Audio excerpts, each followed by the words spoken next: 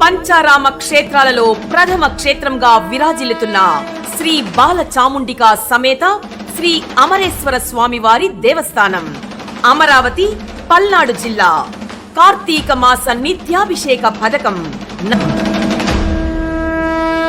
ఈ కార్తీక మాసంలో భక్తులు 1116 రూపాయలు చెల్లించినచో నెల రోజులు వారి గోత్ర నామాలతో శ్రీ స్వామివారికి అభిషేకం జరిపించి కార్తీక మాసానంతరం విశేష ప్రసాదం శేష వస్త్రం పోస్టు ద్వారా పంపబడును.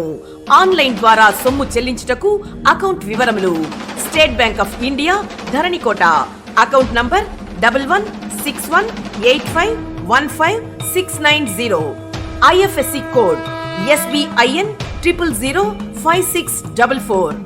మీ గోత్ర నామాలను ఈమెయిల్ ద్వారా లేదా వాట్సాప్ ద్వారా పంపగలరు.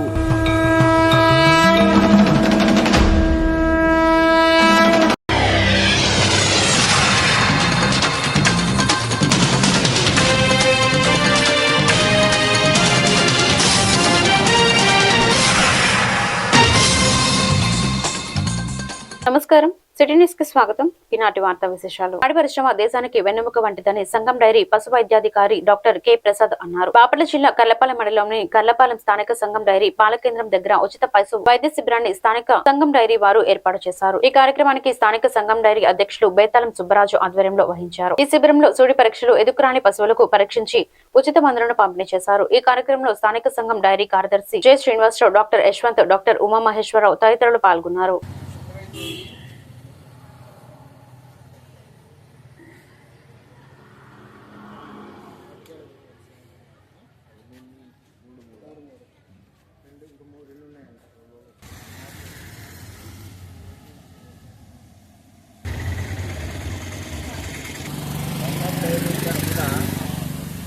ప్రతి సంవత్సరం రోజుకొక గ్రామంలో పశు వైద్య శిబిరం ఏర్పాటు చేస్తాం. ఈ శిబిరంలో ముఖ్యంగా ఎదకరాని పశువులు, తిరగట్టే పశువులు, సూది పరీక్షలు, గర్భాశయ చికిత్సలు ఇవన్నీ చేస్తుంటాం. దీనివల్ల ఏంటంటే ఎదకరాని పశువులు కానీ, తిరగట్టే పశువులు కానీ వీటన్నిటికీ సక్రమమైన చికిత్స చేసి దాని నివారణోపాయాలు రైతులకు చెప్పి అవసరమైతే చికిత్స చేసి దాన్ని సత్ఫలితాలు వచ్చేటట్లుగా ఏర్పాటు చేస్తాం. దీనివల్ల రైతులకి నష్టపోకుండా ఎక్కువ కాలము పాలిచ్చే కాలము తక్కువ, పాలిచ్చే కాలం ఎక్కువ, ఎండిపోయిన కాలం తక్కువగా. గురువారం రాష్ట్ర సచివాలయం 5వ బ్లాక్ నుంచి రాష్ట్ర ప్రధాన ఎన్నికల అధికారి అన్ని జిల్లాల కలెక్టర్లతో ఎలక్షన్స్ EROలు, BLOలు నియమించిన ఐడి కార్డులు పంపిణీ, కొత్త పోలింగ్ కేంద్రాల మ్యాపింగ్ వంటి అంశాలకు సంబంధించిన నిర్వహించిన వీడియో కాన్ఫరెన్స్ కు జిల్లా కలెక్టర్ మినో వీడియో కాన్ఫరెన్స్ హాల్ నుండి జిల్లా collector doctor V Vinod Kumar, DRO G Gangadhar Goud పాల్గొన్నారు. మానిటర్ చేస్తూ రెగ్యులర్ గా స్పీడ్ అప్ చేయమన్నాం సార్. తర్వాత ఈ Bapatla. Sir, morning sir, I'm audible sir. Sir, from Bapatla sir, training we have completed on 13th itself sir, for all the EROs, AEROs, CDTs and SI sir. Mapping of the electors, we are at the 40.98% sir. It is going in a manner we are expecting sir, except for 3 constituencies where we need a little bit of push. They are especially this Chirala and Vemur sir, where there is a tendency to just stay outside of that area. So we will focus on these 3 constituencies and we will ensure that it is moving in a more speedy manner sir. The part-wise electors mapping is done sir. Only there are few polling stations which are not up to the mark. We will focus and push on them sir. All BLO ID cards have been given sir. We have sent the report also. Only tax around some 120 have to come sir. That's requesting to the CEO office to send that sir. Otherwise all the ID cards have been sent sir. Every Monday I am reviewing the form pendency sir. I have some 56 which are more than 15 days, but they are less than 30 days sir. I will focus on them and ensure that they are also not there sir.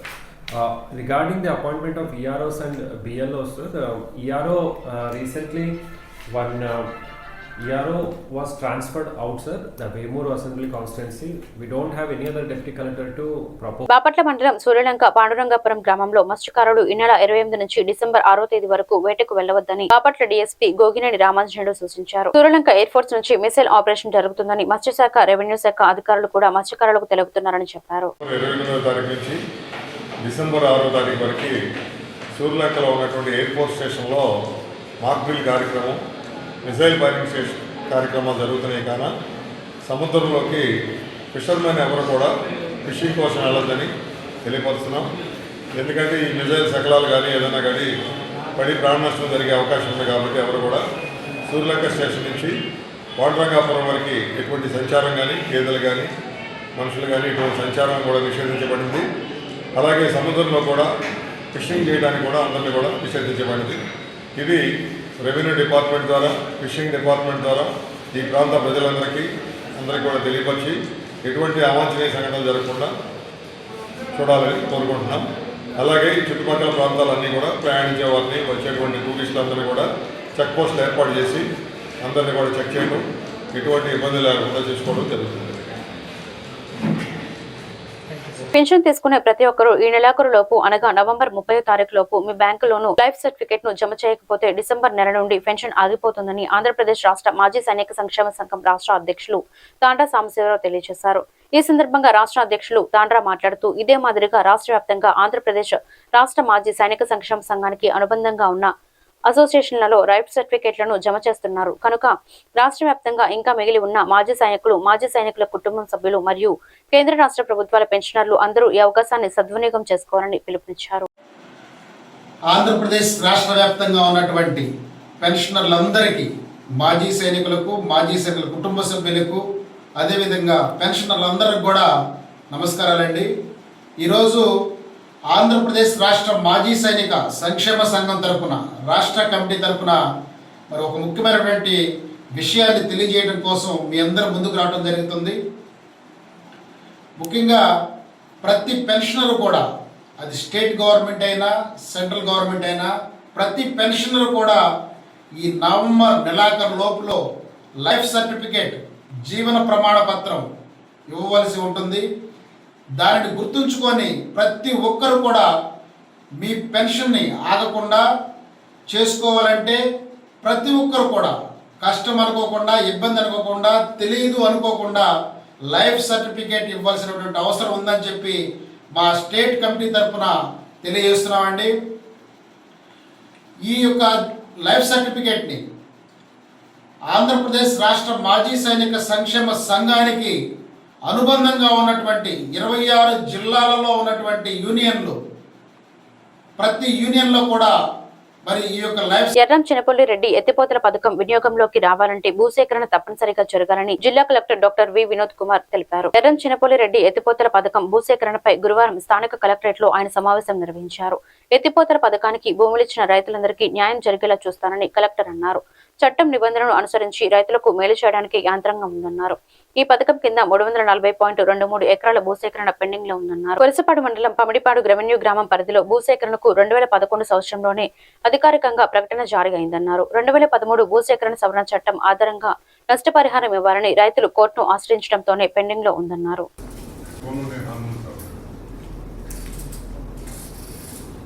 ఏ గ్రామం? అదే గ్రామమ్మా, పామిడిపాడు. New act ప్రకారం ఇప్పుడు present government valuation ఎట్టుందో దాని ప్రకారం ఇప్పించమని మా అందరికి కోరేస్తారు. ఈ ఇష్యూని ఒకసారి నేను చదవడం జరిగింది. 1వ తేదీ మనకు కోర్ట్ హియరింగ్ ఉండడం వలన ఈ మధ్యలో నాకు వీలైతే ఒకసారి గ్రామానికి కూడా వచ్చి చూద్దామని అనుకుంటున్నాను. ఎందుకంటే కాగితాలు చదవడం కింద ఒకసారి కళ్ళారా చూడటం అనేది మేలు అనేది. అది మీ అందరికీ కూడా తెలియజేస్తూ ఖచ్చితంగా మీ అందరికీ న్యాయం చేసే దిశలోనే పని చేస్తామని విన్నవిస్తూ మీ అందరి నుంచి సెలవు తీసుకుంటాను. ధన్యవాదాలు. పూరి గుడిసెల్లో ఉన్న గిరిజన వృద్ధులకు దుప్పట్లను కరుణ జీవన్ మినిస్ట్రీస్ వ్యవస్థాపక అధ్యక్షులు ఇనకొల్ల పోలీసురావు పంపిణీ చేశారు. ప్రతి నెల 10 మందికి చేయూతనిద్దాం చైతన్య పరుద్దంలో భాగంగా ఈ కార్యక్రమాన్ని నిర్వహించామని ఆయన తెలిపారు. అందులో భాగంగా తన స్నేహితుడు బొంత శామ్యుల్ త్యాగరాజు సహకారంతో ఈ నిరుపేదలకు దుప్పట్లు పంపిణీ చేసినట్లు ఆయన తెలిపారు. ఈ సముచితమైన సహాయం అందించిన త్యాగరాజుకు ఆయన అభినందనలు తెలియజేశారు. ఈ సందర్భంగా గణపవరంలో రోడ్డు పక్కన ఉన్న 30 గిరిజన కుటుంబాలకు దుప్పట్లు పంపిణీ చేశారు. ఈ కార్యక్రమంలో కర్లపాలెం అంబేద్కర్ సేవా సమితి అధ్యక్షులు పెర్ల ధనంజయరావు, గిరిజన నాయకులు ఏకశిర నరసింహారావు తదితరులు పాల్గొన్నారు.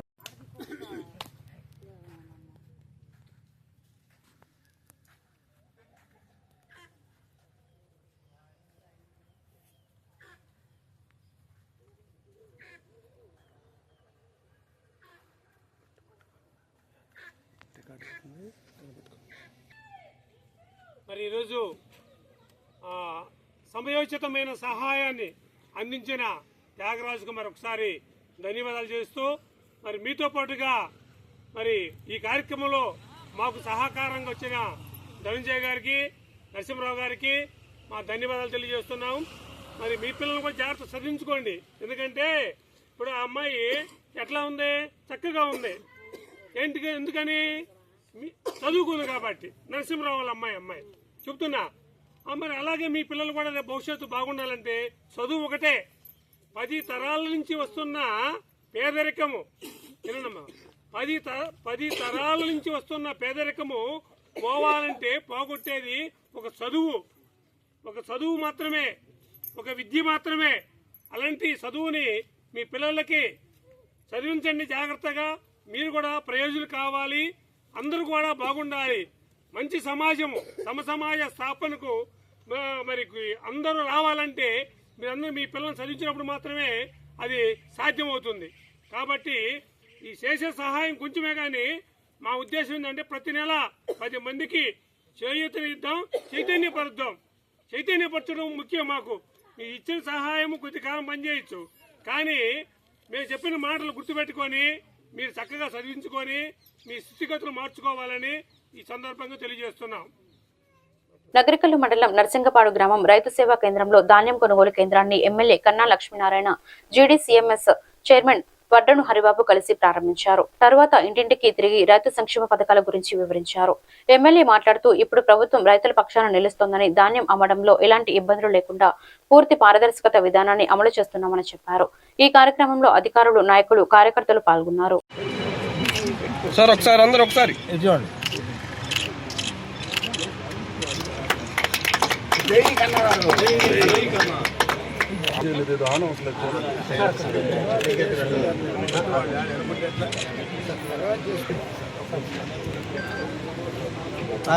సుమారుడానా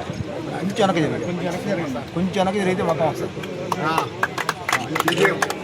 అదే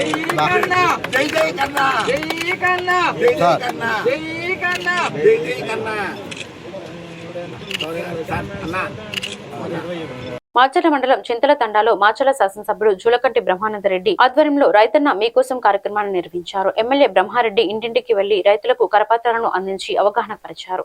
ఎమ్మెల్యే మాట్లాడుతూ రైతులు ఆనందంగా ఉండాలనేదే సీఎం చంద్రబాబు ఆకాంక్ష అన్నారు. ఈ కార్యక్రమంలో టీడీపీ రాష్ట్ర ఎస్సీసీఎల్ అధ్యక్షులు ఎం దారో నాయక్, కుటుంబ నేతలు పాల్గొన్నారు.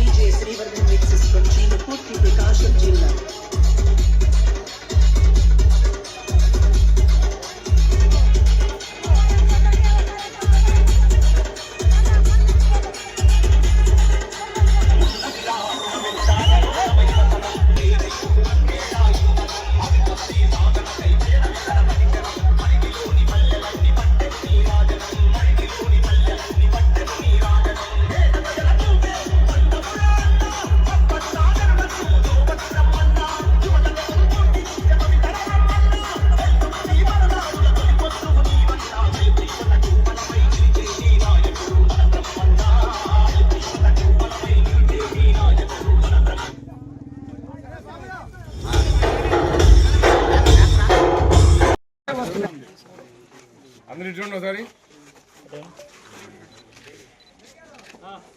ఓకే.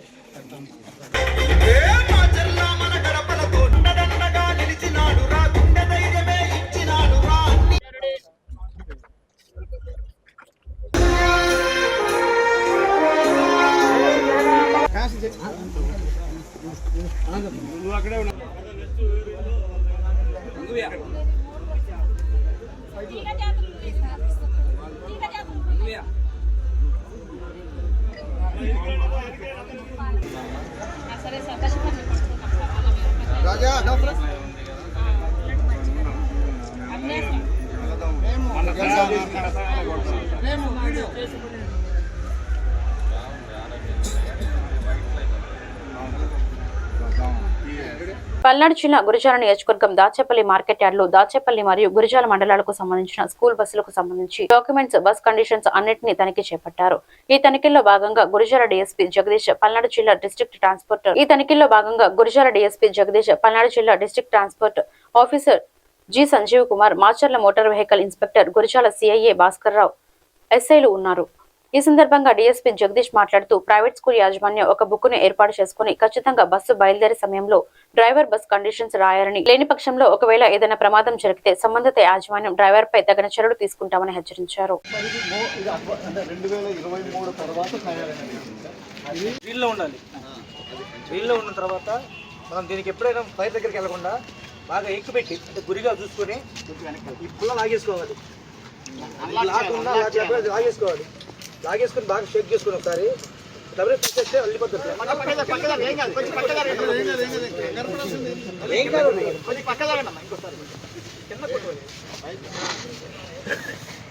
అది సిఓటి పోవడం మంటని వెంటనే ఆర్పేస్తుంది. అది ఇది మాన్యువల్. లేటెస్ట్ బస్ చూపిస్తాం అందరికి కూడా. ఆటోమేటిక్ గా అలాగే పట్టుకోకూడదు. వచ్చేస్తుంది. ఇలా చూపించుకుంటూ వెళ్ళాలి. ఫైర్ అక్కడే ఉండదు. ఫైర్ అటు ఇటు కదులుతూ ఉంటుంది. దీన్ని ఇలా పట్టుకున్న తర్వాత ఈ ఫైర్ ఎటు వెళ్తూ ఉంటుంది. దానికి ఆపోజిట్ మనం చూసుకుంటా ఫైర్ ఆపేసుకోవచ్చు.